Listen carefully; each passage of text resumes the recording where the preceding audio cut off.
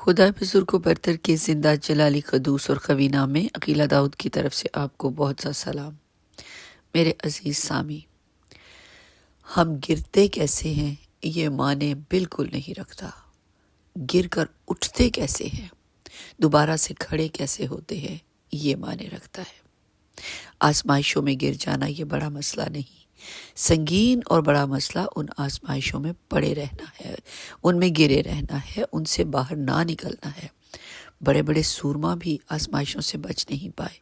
ایک عام انسان سے لے کر انبیاء کرام پر بھی ایسا کڑا وقت آیا، ایمان کی آزمائش سے لے کر نفس کی آزمائش میں گر پڑے۔ لیکن قابل غور بات یہ ہے، کیا وہ ان کمزور حالات میں گرے رہے؟ کیا انہوں نے آزمائشوں کے آگے ہار مان دی یا کہ پھر سے اٹھ کھڑے ہوئے؟ یقیناً اٹھ کھڑے ہوئے۔ گناہ کا سرزد ہو جانا دانستہ یا نادانستہ طور پر بلا شبہ گناہ ہی ہے، لیکن اس میں پڑے رہنا اس سے بھی بڑا گناہ ہے، اور یہ نہایت خطرناک ہے۔ کیچڑ میں گر کر کیچڑ سے نہ نکلنا یا نہ نکلنے کی کوشش کرنا کوئی بھی مکمل شخصیت کا مالک نہیں۔ یاد رکھیے، اس جہان میں کوئی بھی راز باز نہیں، ایک بھی نہیں۔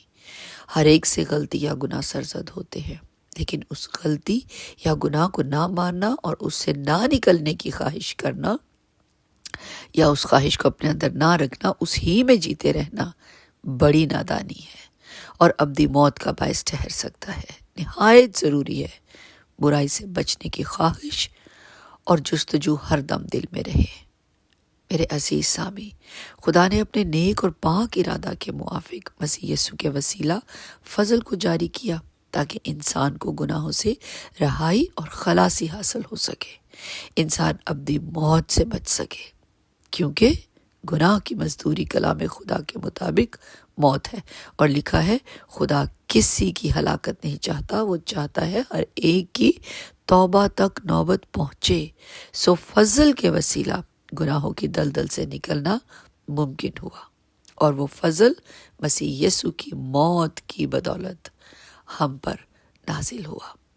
زبور 37 اس کی 23 اور 24 آیات میں لکھا ہے انسان کی روشیں خدا کی طرف سے قائم ہیں اور خدا اس کی راہ سے خوش ہے، اور اگر وہ گر بھی جائے تو وہ پڑا نہ رہے گا۔ لکھا ہے خدا اسے اپنے ہاتھ سے سنبھالتا ہے۔ میرے عزیز سامی، ہمیں یہ یاد رکھنا ہے، وہ ضرور نکالتا ہے ناکامیوں میں سے، پریشانیوں میں سے، آزمائشوں میں سے، تب جب انسان خود اٹھنے کی دوبارہ کوشش کرے گا، آرزو رکھے گا، تو یقیناً خدا اس کی پوری مدد کرے گا، اپنے ہاتھ سے اسے سنبھالے گا، ایسے آزمائش میں سے، مشکل و پریشانی میں سے نکالے گا۔ آزمائشیں، ناکامیاں کسی بھی انسان کو درپیش ہو سکتی ہیں، وہ ان میں گھر کر ایمان کی سیڑھی سے گر سکتا ہے، مایوسی میں گر سکتا ہے، لیکن اس کا مایوسی اور بے بسی اور خدا پر بے یقینی کی صورتحال میں گرے رہنا اس کے لیے فائدہ مند نہیں ہوگا، ہرگز نہیں، نہ ہی دنیاوی لحاظ سے، نہ ہی روحانی لحاظ سے۔ کلام مقدس میں حکمت کی کتاب امثال اس کے 24ویں باب کی 16ویں آیت میں سلیمان نبی فرماتے ہیں، صادق یعنی ایماندار، صادق خدا کے خوف میں چلنے والا انسان 7 بار گرتا ہے اور پھر اٹھ کھڑا ہوتا ہے، لیکن شریر بلا میں گر کر پڑا ہی رہتا ہے۔ آئیے گر کر اٹھنا سیکھیں، ایمان میں آگے بڑھنا سیکھیں، ناکامیوں اور غلطیوں پر روتے رہنے کی بجائے ان سے سبق سیکھ کر آگے بڑھنا سیکھیں۔ مبارک ہے وہ جو آزمائشوں سے بچ کر نکل جاتے ہیں، اور وہ اور بھی مبارک اور خدا کے لائق ٹھہرتے ہیں جو آزمائشوں میں سے گر کر اٹھنا جانتے ہیں۔ آمین۔ خداوند آپ کو، آپ کے گھرانے کو کثرت سے اپنے برکات سے مالا مال کرے۔ آمین۔ خدا